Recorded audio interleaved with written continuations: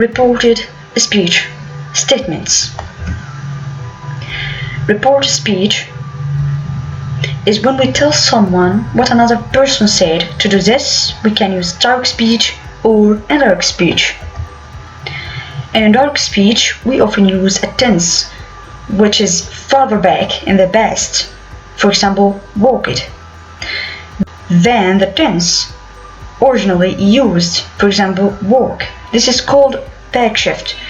We also may need to change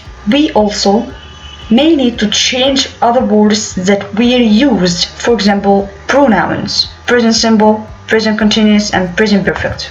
When we back shift, present simple changes to the past simple, present continuous changes to the past continuous, and the present perfect changes to past perfect. Present continuous, the baby is sleeping.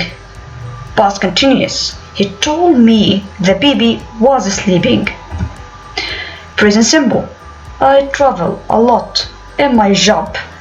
Past simple, Jamila said that she traveled a lot in her job. Present perfect, I've hurt my leg.